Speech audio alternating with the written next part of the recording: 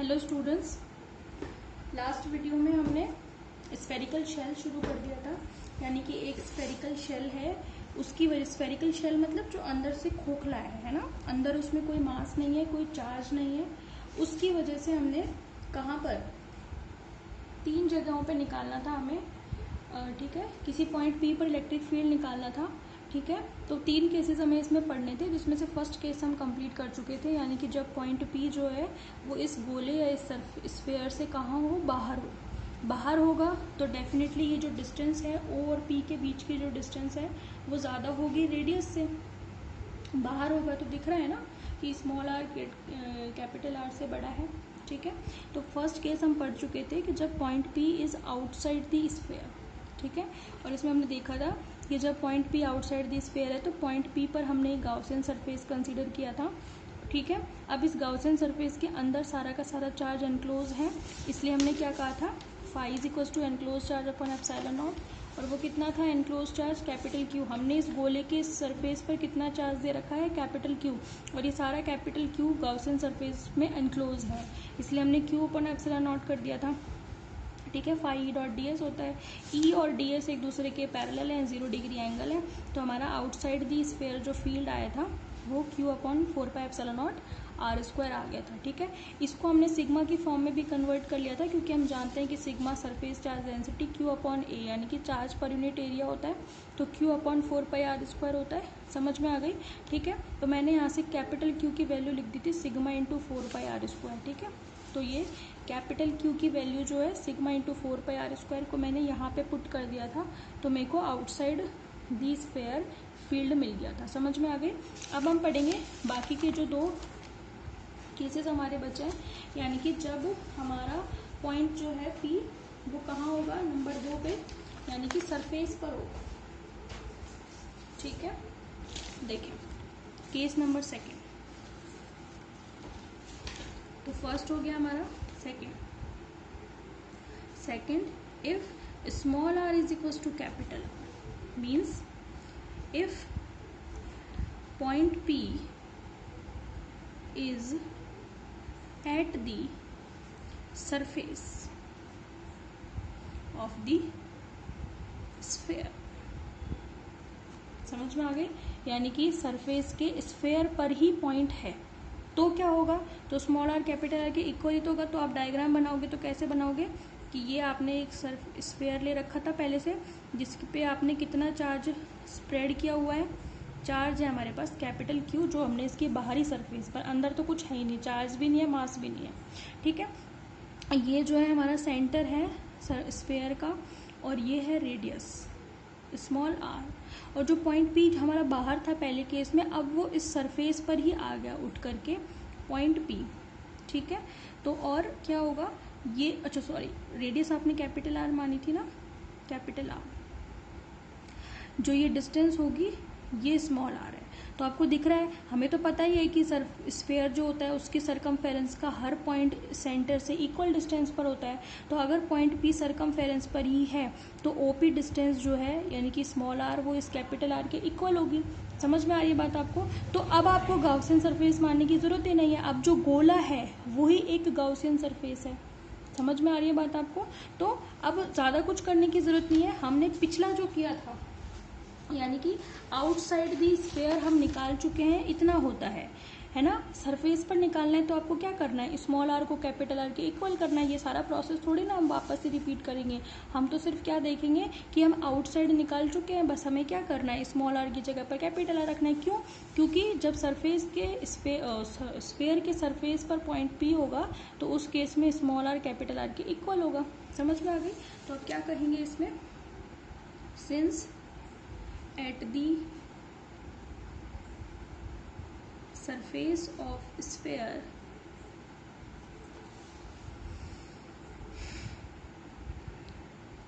small r is equals to capital R, है ना। तो जिस बिंदु पर हमें इलेक्ट्रिक फील्ड चाहिए वो अब कहाँ आ गया, सरफेस पर ही आ गया। बात समझ में आ गई। Therefore we know that electric field outside the sphere is E out कितना होता है, Q अपॉन 4πε0 आर स्क्वायर। ये तो तब था जब वो बाहर था, यहाँ था कहीं, अब वो उठ करके यहाँ आ गया है तो स्मॉल आर वहाँ तो कैपिटल आर से बड़ा था, लेकिन अब वो उसके बराबर ही हो गया है। Put small R is equal to capital R. तो ई इसको आप क्या कहोगे, ये है सरफेस पर, E surface Q upon 4πε0 capital R square. समझ में आ गई। तो ये आपके पास कहाँ इलेक्ट्रिक फील्ड आ जाएगा, सरफेस पर, स्फेयर की सरफेस पर। बात समझ में आ गई। और आप इसको क्या भी लिख सकते हो, अगर आप इसे सिग्मा की फॉर्म में लिखोगे, जैसे हमने पिछला निकाला था जब हमने Q की जगह पर सिग्मा इंटू 4πr² रखा था, तो वो तो हम अब भी रख सकते हैं भाई, है ना। तो हम क्या रखेंगे, put sigma is equal to, है ना, या Q is equal to sigma 4πr²। जब आप इसे रखोगे, देयरफॉर जो ई सरफेस है वो आप सिग्मा की फॉर्म में भी निकाल सकते हो, sigma into 4πr² upon 4πε0r²। 4πr² से 4πr² कैंसिल हो गया, देयरफॉर ई सरफेस कितना आ गया, सिग्मा अपॉन ε0। तो आप सिग्मा की फॉर्म में भी निकाल सकते हैं इसको, और चार्ज की फॉर्म में भी। समझ में आ गई बात आपको। तो ये आपका कहाँ पर हो गया, सिंपल सा था, सरफेस पर। ठीक है। अब हम निकालेंगे इनसाइड, यानी कि अंदर अगर मेरा पार्टिकल होगा तो आप क्या, तो कितना होगा, number 3।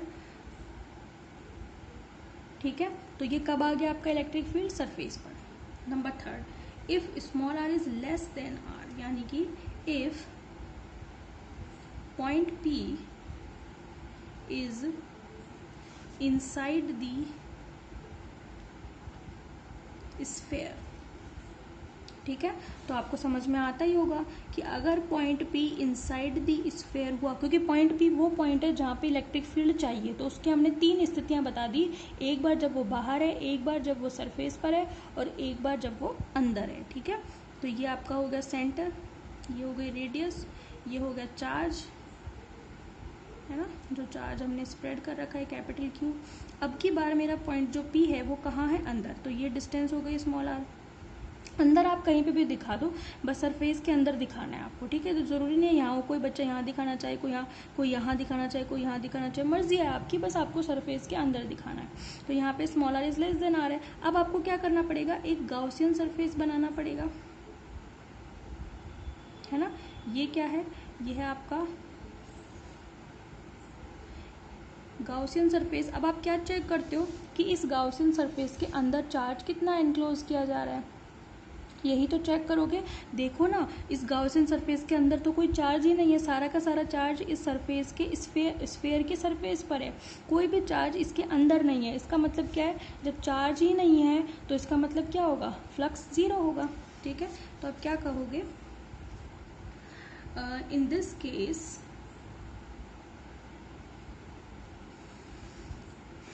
if we consider a Gaussian surface at point P, then no charge is enclosed by Gaussian surface, therefore summation of Q is equals to 0। ठीक है। तो आप फ्लक्स कितना बताओगे, therefore flux passing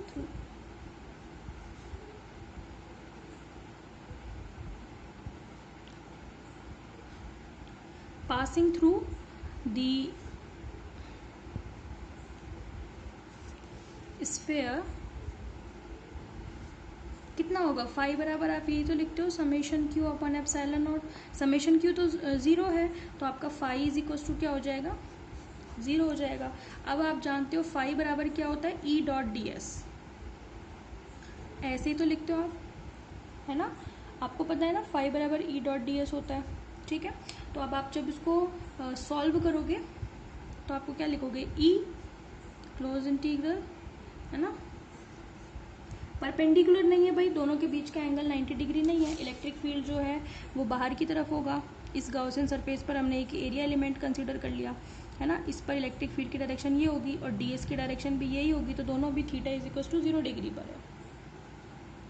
समझ में आ गई? तो आप क्या बताओगे, है ना, इज इक्वल टू 0 साइड में बता देना, theta is equal to 0 degree, तो cos 0 की वैल्यू 1 होती है।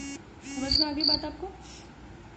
आपका ये कितना हो गया, यहाँ से जब सॉल्व करोगे आप तो ये तो इंटीग्रल ऑफ ds तो 0 नहीं है, देयरफॉर कौन 0 है, e इज इक्वल टू, क्योंकि दो चीज़ों का मल्टीप्लिकेशन 0 है तो या तो ये 0 या ये 0 है या फिर दोनों 0 है। अब भाई एरिया तो 0 नहीं है, सरफेस का जो भी गाउसियन सरफेस मानिए उसका कुछ ना कुछ तो एरिया है। कितना area, 4 pi small r square, क्योंकि इसकी रेडियस कितनी है, स्मॉल r है। ठीक है, तो इंटीग्रल ऑफ ds तो 0 नहीं है, देयरफॉर कौन 0 है, इलेक्ट्रिक फील्ड। तो इलेक्ट्रिक फील्ड भी कहाँ क्या होगा, अंदर 0, यानी कि जब मेरा पॉइंट P गोले के अंदर होगा तो वहाँ पर उसका इलेक्ट्रिक फील्ड कितना होगा, 0 होगा। बात आ रही है आपको समझ में? तो हमारे तीनों केसेस कंप्लीट हो जाते हैं यहाँ पर आकर, यानी कि जब हमने, मैं एक बार फटाफट बता देती हूँ, जब हमने क्या करना था, सिंपल सा टॉपिक है, बहुत अच्छा टॉपिक है, पेपर में ज़्यादातर यही पूछा जाता है। ठीक है, तो एक स्फेरिकल शेल था, पॉइंट P है, उस पर हमें इलेक्ट्रिक फील्ड निकाला है इस स्फेरिकल शेल की वजह से। स्फेरिकल शेल पर चार्ज कैपिटल Q स्प्रेड किया गया है, डिस्ट्रीब्यूट किया गया है, और उस स्फेरिकल शेल की रेडियस है कैपिटल R। उस गोले के सेंटर से बिंदु P की जो डिस्टेंस है वो है स्मॉल r। इसके 3 केसेस बनते हैं, जब वो इस स्फेयर से बाहर होगा, जब वो इस स्फेयर के सरफेस पर होगा, और जब वो इस स्फेयर के अंदर होगा। ठीक है, जब वो बाहर होगा तो जितना बाहर है वहीं पर उस बिंदु P पर हमने गाउसियन सरफेस मान लिया, सारा का सारा चार्ज कैपिटल Q जो है वो इसके अंदर एनक्लोज होता है, इसलिए हमने Q/ε0 करके, है ना, और एरिया कितना है इसका 4 पाई स्मॉल r स्क्वायर। बस यहाँ ध्यान देना थोड़ा सा, ये जो 4 पाई r स्क्वायर है यहाँ पे मैं मेंशन कर देती हूँ नोट डाल के, integral ds is equal to 4 pi r square is the area of Gaussian surface, क्योंकि हमें उसी का तो चाहिए भाई, गाउसियन सरफेस का ही तो हमें एरिया चाहिए। ये जो गाउसियन सरफेस मानी है इसके अंदर कितना चार्ज एनक्लोज है, Q, एरिया कितना है इसका, एरिया है 4 पाई स्मॉल r स्क्वायर, ये ध्यान रखना। तो ये बाहर आ जाता है, हमने Q को सिग्मा की फॉर्म में कन्वर्ट कर लिया, किससे, सरफेस चार्ज डेंसिटी के डेफिनेशन से, कैपिटल Q को हमने sigma into 4 pi r square लिख दिया। समझ में आ गई? तो ये आउटसाइड दी फील्ड हो गया।